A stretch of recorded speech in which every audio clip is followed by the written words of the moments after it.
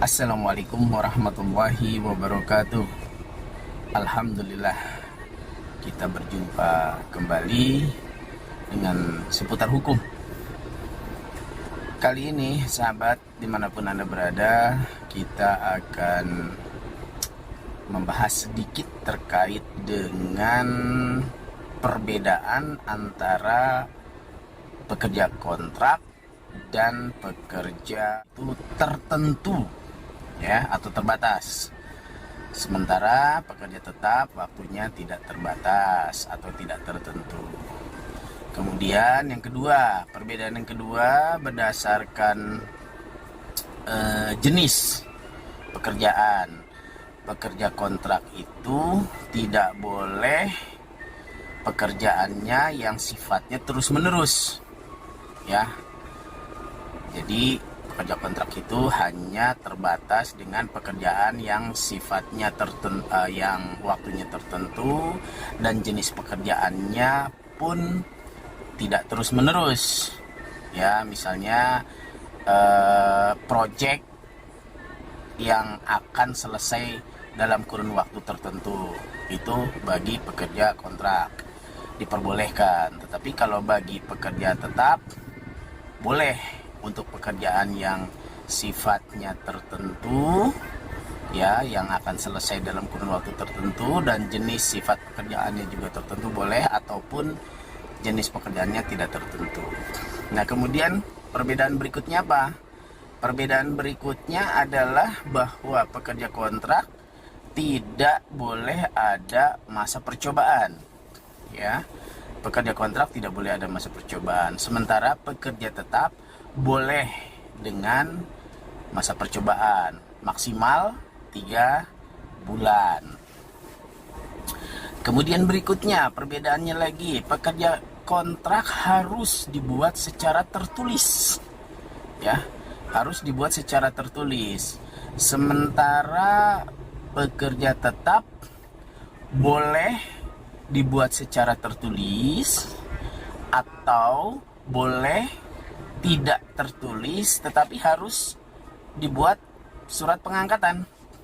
Jika pekerja tetap akan dipekerjakan tanpa ada perjanjian kerjanya, pengusaha wajib membuat surat pengangkatan terhadap karyawan yang bersangkutan, bahwa karyawan tersebut mulai dipekerjakan sejak kapan. Oke.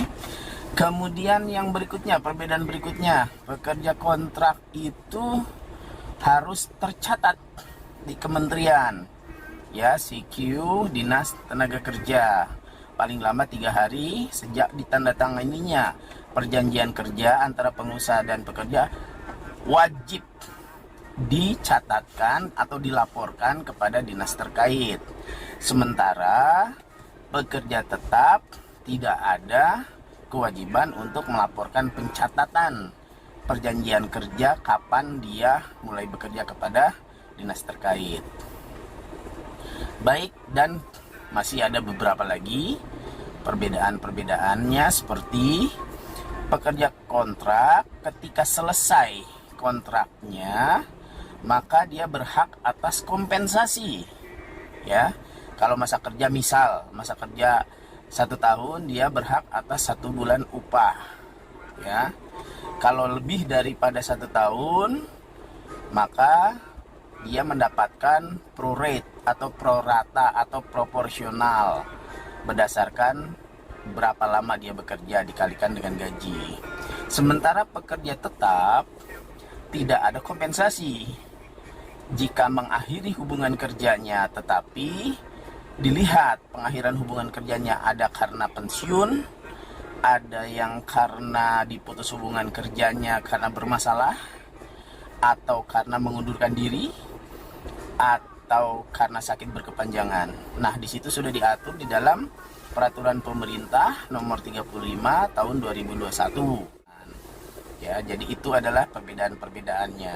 Nah, kemudian yang menjadi pertanyaan adalah, apakah selama ini pengusaha sudah menerapkan ketentuan-ketentuan yang ada di dalam peraturan perundang-undangan? atau salah satunya yaitu peraturan pemerintah nomor 35 tahun 2021 tentang PKWT, alih daya, waktu kerja dan waktu istirahat, dan pemutusan hubungan kerja. Jika belum, maka segeralah pengusaha untuk bebenah, ya, untuk bebenah agar tidak melakukan pelanggaran ketentuan seperti yang sudah ditetapkan oleh pemerintah. Nah, bagi pekerja yang kemudian merasa haknya tidak dipenuhi, seperti ketika dia selesai kontrak belum dibayarkan kompensasinya oleh pengusaha, maka si pekerja tersebut silahkan, ya, meminta kepada perusahaan untuk dibayarkan. Tetapi bagaimana misalnya tapi diperpanjang? Boleh-boleh saja diperpanjang, tetapi harus ingat bahwa sebelum penandatanganan perpanjangan atau kontrak berikutnya, hak kompensasi terhadap pekerja yang bersangkutan harus dibayarkan terlebih dahulu. Setelah dibayarkan satu tahun, kemudian hak kompensasinya 1 bulan upah atau 1 bulan gaji dibayarkan, baru melakukan tanda tangan kontrak berikutnya dan seterusnya, ya. Jadi para pekerja, sahabat-sahabat dimanapun Anda berada, jika ada hal-hal yang kurang jelas, silahkan saudara-saudara, sahabat-sahabat bisa menanyakan kepada dinas terkait. Jangan takut-takut, jangan sungkan-sungkan, tanyakan saja, mereka pasti akan memberitahukan, menyampaikan apa yang menjadi hak-hak saudara, ya.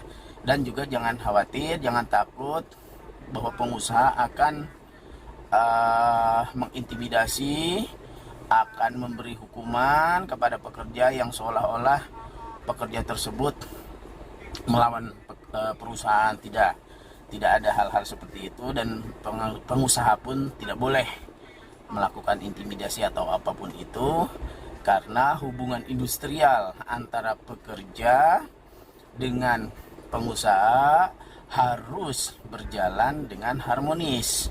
Jika ada hal-hal yang menjadi persoalan sebelum ini bermuara ke dalam perselisihan industrial, ya, perselisihan hubungan industrial, maka si pekerja maupun pengusaha harus duduk bersama, bermusyawarah, mencari solusi yang terbaik yang tidak merugikan pihak pekerja maupun pihak pengusaha. Baik, itu saja sementara.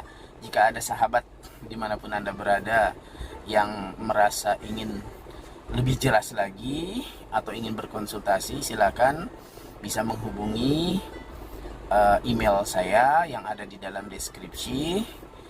Dan bila mana ada hal-hal yang menjadi kendala atau hal-hal yang menurut sahabat semua cukup berat, bisa langsung juga menyampaikan hal itu di dalam email ataupun di dalam komentar. Silahkan, insya Allah saya akan berusaha membantu semampu yang bisa saya lakukan. Cukup sekian sementara. Semoga kita semua selalu di bawah lindungan Allah Subhanahu wa Ta'ala, dan segala macam aktivitas kita selalu diridhoi oleh Allah Subhanahu wa Ta'ala. Amin.